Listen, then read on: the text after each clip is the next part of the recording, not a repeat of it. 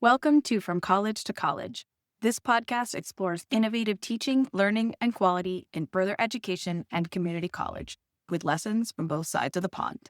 Whether you're a lecturer, a leader, or a lifelong learner, this is your conversation. I'm Dr. Lauran Curverley. I'm American, I'm British, and I've been involved in college education for over 20 years. Each episode, I share my own experiences as a history professor, innovation fellow, and quality lead. I also sit down with amazing college professionals from the UK and the US to highlight incredible practice in the college sector. We'll talk about what's working and why, and give you creative ideas to employ on your campus straight away. Let's get started. All right. Welcome, Rhian. Thank you for coming on the show today. Thank you for having me. It's been nice to be here. Yeah. So we'll start off with the same question I ask everyone to start. How did you end up in college education? Tell us a little bit about your background. Yeah, sure. So I came into education for possibly might not be a normal route. And what I mean by that is I was never going to be a teacher. That was never on the cards for me. That was never a sort of a career I'd thought of. Full disclosure, I don't particularly like young children. So I never thought I'd ever end up working as a teacher because I never really thought about kind of older sort of participants in education. So I was working in healthcare, very specifically in psychiatric care, and I was unhappy with some of the stuff that I was seeing. I was unhappy with some of the care or lack thereof that I was seeing from some of my colleagues. Some were brilliant, don't get me wrong. Some of them were absolutely phenomenal carers and showing the kind of care you would want for yourself or your loved ones. But Mhm. there were some people, it was really obvious they were there to be paid. Mm. And I wasn't okay with that. So I was at like a fork in the road, and it was, do I go and get my nursing degree and get my pin? Or do I go and become a teacher and do the next sort of, cohort of carers kind of thing, teaching? And I thought long and hard about it. And I thought, actually, I don't think I want to work in this sector anymore because there was a few things I'd seen in health, I mean, sorry. And I'd seen a few Mm. things I didn't like. I had reported some safeguarding concerns and they weren't taken seriously. So I thought, right, I don't think I can be a nurse because that's going to be the next 30 years of my life doing this and working in a sector that I'm finding difficult, like Mm. sort of politically, emotionally kind of thing. So I made that decision to become a teacher. And very differently to everyone that I work with now at Wiltshire College, I didn't get a job in teaching. So most people I know at Wiltshire College get a job in teaching and then do their teaching qualification. I Mm. didn't. I went to university, went back to university. I'd already done a degree, an undergraduate Bachelor of Science in Psychology. I decided to go back and do it's the level 7 PSET, or the Postgraduate Certificate in Education and Training. It was a year's course, and after that, I was a qualified teacher, and then I got my first job as a teacher. Whereas, yeah, everyone else just gets a job as a teacher and then trains as they go, which in some ways would have been a lot easier. Certainly would have been a lot cheaper. And so that's how I got into teaching. I qualified in May 2012, so quite a long time ago now. So you started off sort of in the healthcare sector Yeah. and then came to teaching in maybe a roundabout way. But that is, I think, a way that a lot of people who work in the college sector get there, that they are really Mm. interested in a certain subject or discipline, but actually working in the industry isn't quite for them. Yeah, So you found a way to still be involved in very much healthcare, so. but in the college setting. Yeah. Yeah. So Rhian and I work together at Wiltshire College and University Center, and we are both quality and innovation leads, which is a super posh title for what we do. Do you want to explain a little bit about the work you do now? Oh gosh, yeah. Everyone always asks me now, what does that stand for? Quality and innovation lead. I'm like literally everything. I feel like jack of all trades in this job, and I think that's a good thing. I have my hand in quite a lot of different things. So I always like to say to people that we're a critical friend to the lecturing and student facing staff in the college. So we exist to ensure that we are offering the best education that we possibly can. So, for example, we interview new members of staff. So we make sure that the people coming in to be in our learning spaces are suitable for that. And I don't just mean like good teachers, but actually they want to work with young people and they understand the young people that they're going to be working with. I support new starters. That's probably my favorite part of my job. So when there is a new lecturer joins the college, they will, as you know, Lauren, you do this as well. And we will sit with them and talk about their needs, their worries, their fears, their strengths, their areas for development, and we work with them to grow and to take those natural attributes they have and bring them from their industry into their classrooms. Or I'm really careful. I have to stop myself from saying classrooms 'cause I'm really mindful because in FE here, we have a lot of workspaces. That's what I like to call it. I call them learning spaces because there's a lot of learning that happens in places like workshops, whether that's a motor vehicle workshop. There are some courses, some qualifications where the learning is happening in a field with a bunch of sheep. So that's not a classroom. So I'm always really mindful to say learning environments or learning spaces. And that's fair enough because we have, in community colleges, it's often referred to as workforce, but you might have a welding workshop that's right next to a history classroom or Exactly. something like that. And so it's a great amalgamation of lots of things, but we do have multiple environments going on where Yeah. learning is happening. Yeah, so I use the term learning space. Yeah, so we again then we visit those learning spaces to see what it is that the staff are doing. I don't like to use it like what they're getting up to, but that is what we're doing. But I mean it in a positive way. I want to go and see all the fun stuff that's happening. Like what great ideas have staff had? What solid lessons are happening? And I go in and I can offer some feedback. And for some staff, what they need is for you to go, great session, loved it. The bit where you got the students up to be the scribe at the whiteboard when you were doing a mind map, loved that. And it's just that little kind of validations that what they're doing is good and you're creating that really positive learning environment. There are occasions where there are staff who are underperforming for, a very wide range of reasons that you support them. And sometimes it is a conversation. You say, look, have you thought about trying it in this way differently? There are, some occasions where there is more serious competencies. They're few and far between, and I don't particularly enjoy being part of that, but it's part of the job. And sometimes some people need to be told, look, you need to change what it is you're doing for the good of your learners. Yeah, and I think, there is no sort of elevator pitch for this job, is there? Because it it does encompass so much. But Yeah. I think we've done a lot of culture work to try to, you and my predecessors especially, to make it where people don't wanna, like, shut the Mm. door and cry when we show up because Yeah. really we're there to help, right? Yeah. And it is a difficult job to teach an FE, further education, in college, and it's really nice to have someone come in and say, "You're doing a great job," or, Absolutely. we love it when people come to us and say, "I'm actually really struggling with this particular group, and I don't know why. It's working fine Yeah. with a different group. What is it about this?" And so we can kind of observe and give some pointers, and oftentimes it's fairly little tweaks that Yeah, help definitely. turn things around, and so it's nice to Hmm. have another set of eyes that, we're not their line manager, so we're sort of a helpful voice. So I refer to Rhian as a further education cheerleader. So what is it about FE college that is so unique, so important, and what keeps you in it? This is the question. You could let me go now. I can talk for half an hour because I genuinely believe everything I'm about to say. FE saves lives, and I'm not. That's not hyperbole. That FE saves lives, and I I feel agree. very, very strongly about my sector. I love FE. I think I'd referred to myself in the past as an FE groupie, and if I could give FE a snog, I would.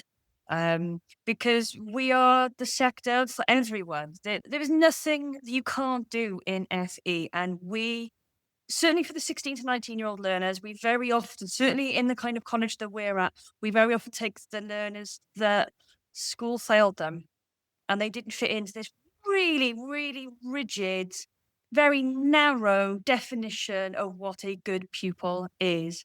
Mhm. And they've had a terrible time at high school because maybe they've had additional needs, or perhaps they're not academic. And I think we very often think of academic and think of intelligent, and that's not the same thing. You don't have to be academic to be very smart and to be very brilliant. And I think schools had this very narrow definition of what a good pupil is and what a bright pupil is. And when students don't fit into that very narrow definition, they're forgotten by schools. And I want to make it very clear, I'm not blaming schools. The high schools, teachers in those schools have a really, really difficult time. They have real problems with, very large class sizes. They don't always have very good funding. So, they really are being pushed to meet certain targets from the government. So they have a very difficult job. So I'm not trying to blame my colleagues, in secondary education. But they come to us, these young people, who possibly on their third or fourth chance, and they just need someone to believe in them, and they just need someone to give them that chance. And I have a lot of young people who've really struggled perhaps with your typical academic subjects like maths and English. And they come to me and I go, right, okay, let's do some evaluation on a concept. And, we tried that in history, we tried that in English literature, and I couldn't do it. So I strip it back to the absolute basic bones of what an evaluation is. And we do a 10-minute activity. At the end of it, I go, you just evaluated a concept. And their minds are blown because nobody's ever just stopped and gone, right, let's just do it. Let's do it very practically. Let's do it in a context that you enjoy or you understand, because they are quite often forced to read things. Again, English literature, they're asked to read texts that mean absolutely nothing to them because these texts are maybe 150 years old. They don't care. Of course they don't care. So if you contextualize this, it makes it so much more accessible. I'm going to go off on a tangent now. I had a friend teaching in the college I was at in London, and she was an English teacher, and her students were really struggling with contextual analysis. And I can't remember what the text was, but again, it was like some book that was like 150 years old. And she's like, right, no, let's throw this out of the window. And she gave them the lyrics to a Cardi B song, which was accessible. They understood it. They got it. And they went, oh, is this what you've been trying to get us to do for the past 2 months? And in the space of about 20 minutes, they made more progress than they had in 3 months because she contextualized it. That's why I love FE. Yeah, I love it. Yeah, Yeah. because so much of further education is about contextualizing, isn't it? Making Yeah. things practical, bringing it into Mhm. a new way of understanding. And that's, I think, why it's so important that we spend a lot of our, time researching new learning frameworks that actually Yeah. benefit. And I don't even want to say these types of learners because we get every type of learner. Yeah. It's not as though college learners are the same in any way. And so the more adaptable you can be as an instructor, working in FE, the better. Yeah. Yeah, absolutely. And you're right. We don't just get the sort of the students who struggle in their GCSEs. We get learners. So your GCSEs are your qualifications you take at the end of your statutory schooling at 16. So what we would say the end of high school. Right. So when we get some learners who do very well, so it's numerical. So you get the best you can get is a 9. So we get students who get 8s and 9s, but we also get students who get mostly 4s. So 4 is the accepted pass grade. And sometimes it's the students who get the 4s who do better than the students who get the 7s and the 8s because they are different types of learners. They're an environment where they can excel. So speaking of research, you have Mhm. gone back to school again. Yeah. What are you working on then? And how is it going to benefit your job in FE? So I'm doing a professional doctorate in education. For those people who don't know what that is, there's a lot of people. They're not very well known as that, it appears to be. I like to think of it as a master's on steroids. So it's a doctorate, but it's not a PhD. So you do 2 phases. Phase 1 is basically a master's. You do 2 years of taught and you do assignments as you're going along. I've just finished phase 1. I'm now about 6 months into phase 2. Congratulations. Thank you very much. Now I'm in like what is effectively a PhD, except I only have to write 60,000, only 60,000 words. Only, she says. I know. Yeah. Right. Oh, don't. Anything this podcast, you could tell you so far how much I talk. So 60,000 words, and it is a thesis. So I have a project that I'm in the early stages of. So I'm in the process where I'm waiting for my ethics to come back, and my thesis is very much looking at the role of the FE College in supporting the widening participation agenda, but specifically with a focus on the rurality of learners. So where we are in Wiltshire, there are very, very, very limited higher education opportunities. We're in what they call a cold spot of the county where there's just not a lot of colleges. Well, there's hardly any colleges or university Yeah. centers. And when you say widening participation, what do you mean? So widening participation is understood internationally as the concept of getting more people into higher education who have traditionally had low participation. So it depends on the country that you look at, because I'm looking at this from a slightly international context. But generally, across borders, it would be older people. So mature learners are defined as those aged over 21. People who are from sort of the global South majority. In America, Latino, Latinx, I don't know how you pronounce that. Those backgrounds, they have lower participation, and people from lower socioeconomic backgrounds. It would be those sort of people. Traditionally, it was more females as well. So women had lower participation rates. But in the last, I'm going to say about 10 years, women are now outnumbering men in higher education. And one of the at-risk groups is white working class men for attending higher education. So, with your research, what are you finding so far that what is the role of college in widening participation?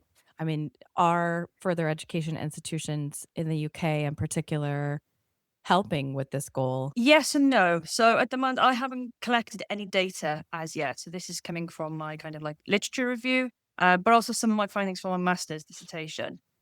To a certain extent, yes, colleges, FE colleges can help with some widening participation, particularly for people with caring responsibilities, women Mm. with children. They could be really, really helpful. But the problem we have in the UK, and I think this is the case as well in America, there is a hierarchy of HE, and you have your Oxbridge at the top. That is the absolute best. And then you have your Russell Group universities. So your Russell Group, the Russell Group is a group of around 25 universities that are very research focused. So their priority is on producing research rather than teaching. So you've got Cardiff, Bristol, Durham, those really old, for the most part, not all of them, but most of them very well established, over 100 years old universities. Then you've got your red bricks, which again sort of, came out in like the 60s. They're the next, again, still very respectable. Mhm. And then you've got your post 92s, which are probably my favorite. So in 1992, there was legislation passed that meant something called the polytechnic colleges. And these were the sort of a gap perhaps between like a college and university that offered higher education in industry. So, for example, the university I went to was the University of Glamorgan, which is now the University of South Wales. And that was Pontypridd Polytechnic. So it was offering courses for people working in steelworks in the mining industry, because that was the industry of the South Wales valleys, not Mm. far from where I grew up. So in 1992, this legislation passed, and Pontypridd Polytechnic was now allowed to call itself a university. And there's lots of these lovely little universities dotted around the UK.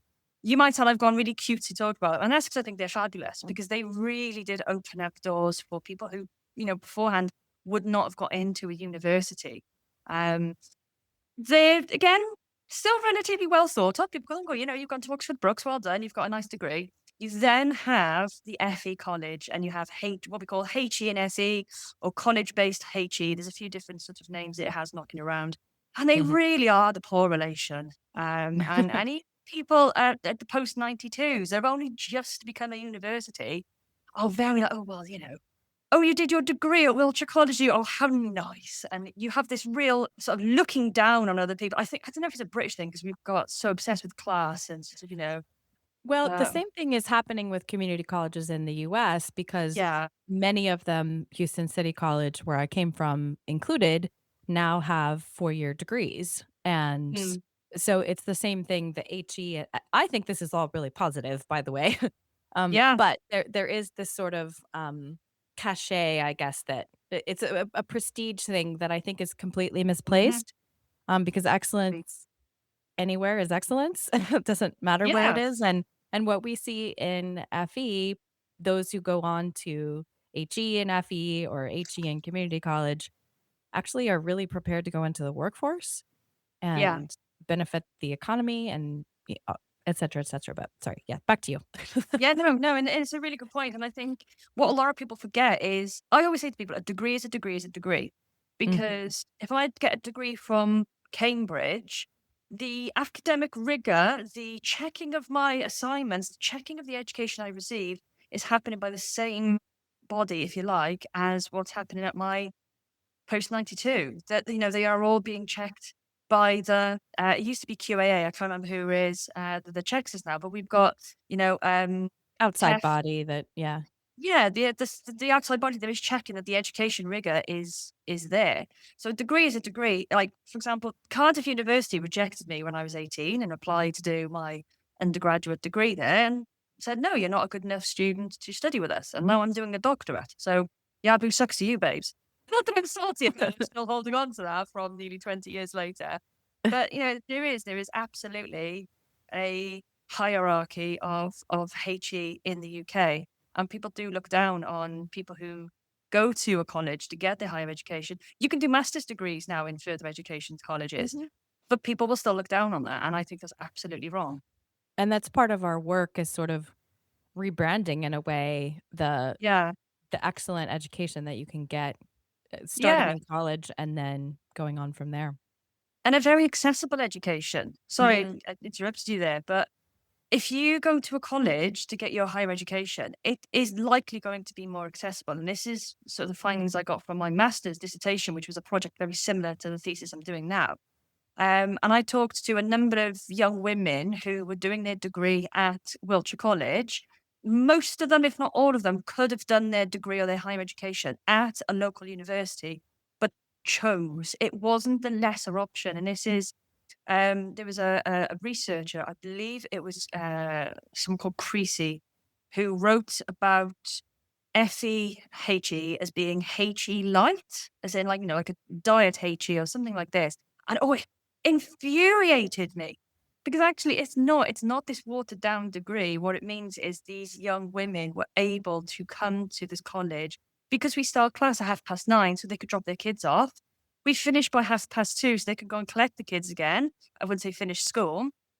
It wasn't a dumbing down, it was an accessibility. And a lot of the literature, certainly from about 15 years ago, very much focused or put HE and FE in a light of deficit. And well, they would probably like to go to the local university, they probably want to go to Bristol University, but they can't. So they've gone to Wiltshire College instead as their second choice. And what these, I think it was about 11 women I spoke to, told me was, no, they actively chose to come to Wiltshire College because the benefits to them and fitting her in around their environment. They know the staff really well, so they feel safe. A lot of these young people had experienced trauma. They'd already had a relationship with their lecturers, so they felt safe being in this environment and trusting their lecturers. And you cannot buy that kind of accessibility.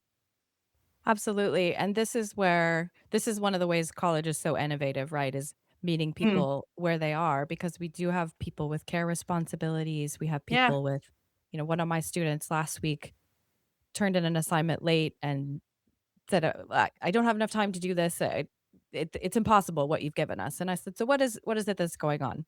She has a full-time job. She has 5 children. yeah, She's taking 3 classes. Like, so of course it's difficult for her to yeah, complete everything. But because she's had that conversation with me, I sat down with her and said, "Well, here's how you can sort of map out your week and let's turn in this big assignment later so that you can do some quality work and, yeah. things like that." But we have that relationship. So, other ways that FE is innovating, I'm going to ask you about your skills competitions because this is Yes. this is great because it's a way that sometimes colleges struggle in getting people, learners, particularly who are busy, to get really involved in what's Yeah. going on. So, how do the skills competitions help that? Oh gosh, in so many ways. So the skills competitions for me are really important because I got to phrase this correctly now. I do see that, when you enter adult life, because of this kind of society that we live in, and I think this is true, internationally as well, certainly in the Western world, that adult life is a competition. When I go to a job interview, I am competing with the other people who are also interviewing on that day. So for me to, you know, positively navigate life or successfully navigate life, I need to be able to perform under pressure, no matter what industry I go into. My background is health and social care.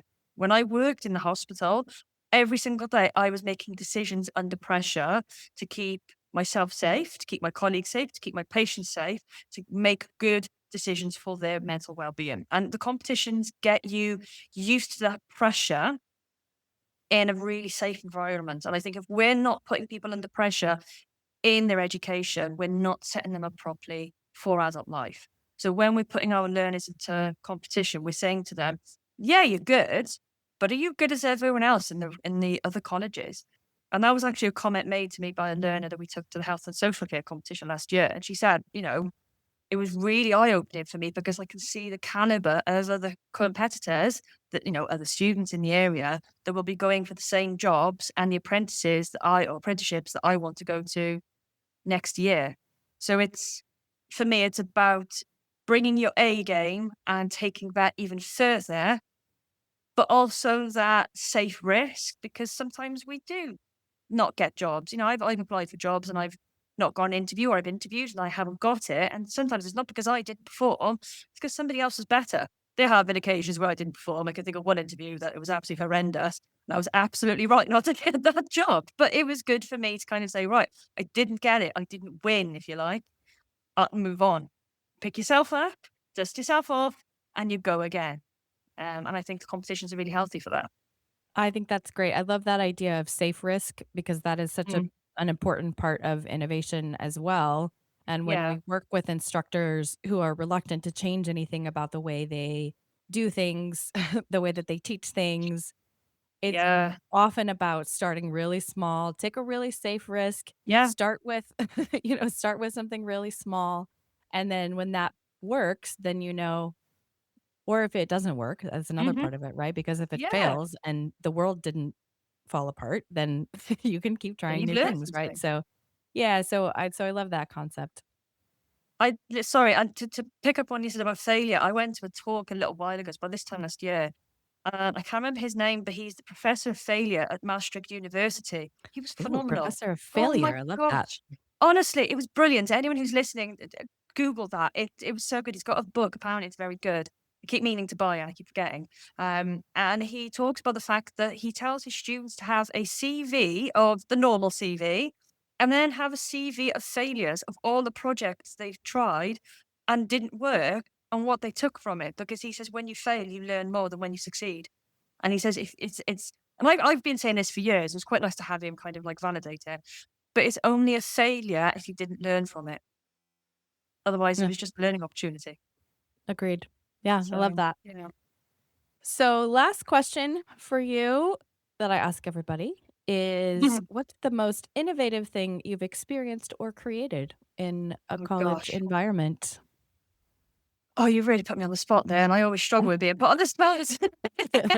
The thing that immediately came to mind was teaching health and social care was the main what I taught. I've taught a bit about the old FE thing. If you meet anyone who's been teaching FE for more than 15 years, they would have taught at least 4 subjects. You just Right. do in FE. You go wherever there's a job or hours to be taught. So I've primarily taught health, and health learners, when they apply to university, if they're going to do something like nursing, they have to have an interview because of what they're going into, particularly, certainly in the first year, they're going to be going into clinical settings. So the university need to make sure they're safe with patients.